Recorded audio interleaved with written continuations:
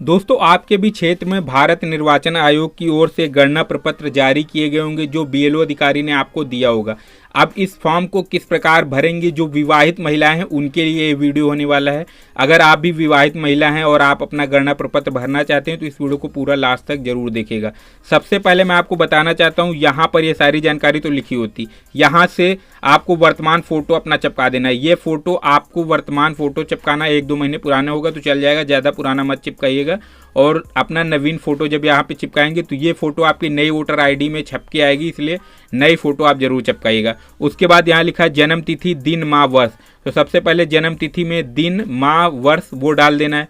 उसके बाद यहाँ लिखा है आधार संख्या, तो आधार संख्या जो भी है निर्वाचक की वो आधार संख्या डाल दीजिएगा। आधार मोबाइल नंबर डालना है तो निर्वाचक का जो मोबाइल नंबर है वो डाल दीजिएगा। फिर उसके बाद निर्वाचक की पिताजी का नाम क्या है तो पिताजी के नाम उनका डाल देना है।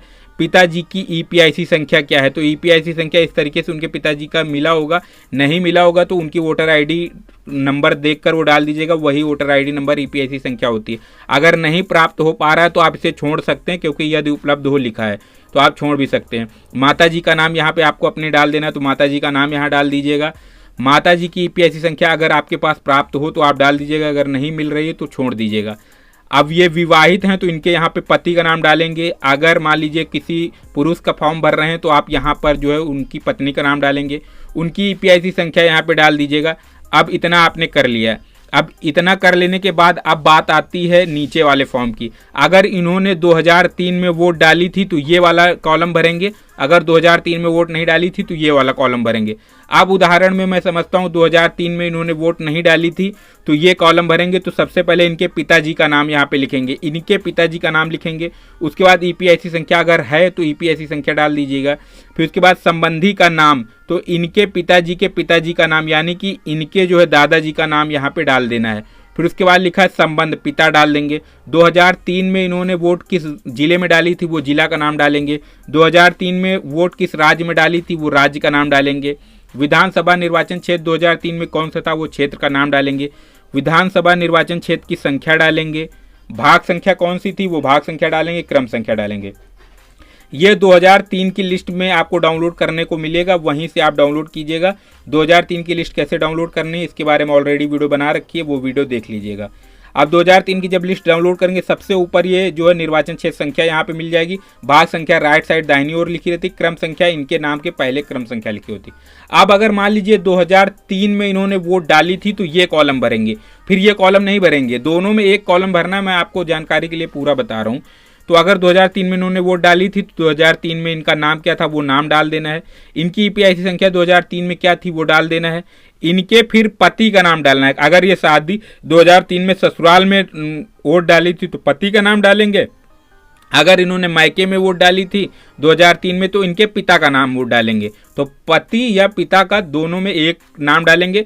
अगर मान लीजिए पति डाल रहे हैं तो पति लिखिएगा, पिता डाल रहे हैं तो पिता लिखिएगा। फिर उसके बाद 2003 में इन्होंने किस जिले में वोट डाली थी वो जिले का नाम, राज्य का नाम, और विधानसभा निर्वाचन क्षेत्र संख्या क्या थी वो क्षेत्र संख्या का नाम, और विधानसभा निर्वाचन क्षेत्र संख्या क्या थी वो संख्या यहाँ डालेंगे। भाग संख्या क्या थी वो डालेंगे, क्रम संख्या क्या थी वो डालेंगे। इतना डिटेल आपको भर लेना है। उसके बाद नीचे आ जाएंगे, यहाँ लिखा है मतदाता या किसी अन्य वयस्क पारिवारिक सदस्य का नाम। तो अगर मान लीजिए अंगूठे का निशान और रिश्ते का उल्लेख से तिथि डालना है। तो अगर मान लीजिए जिसका ये फॉर्म भरे हैं उससे यहाँ साइन करवाना, अगर अंगूठा लगाते हैं तो यहाँ पर अंगूठा लगवा लेना है। अगर मान लीजिए परिवार का कोई सदस्य उसके साइन कर रहा है तो उससे रिश्ता पूछ लेना है कि उसका इस निर्वाचक से रिश्ता क्या, वो रिश्ता पूछ लेना है। उसके बाद यहाँ पे साइन मतलब साइन के आगे जो है उस डेट को डाल देना है जिस डेट को आप बीएलओ अधिकारी के पास ये फॉर्म सबमिट करें। अब ये डेट डाल देना है, यहाँ बीएलओ से हस्ताक्षर करवा लेने, और इसकी 2 कॉपी आपको मिली होंगी, दोनों सेम फॉर्म भर दीजिएगा।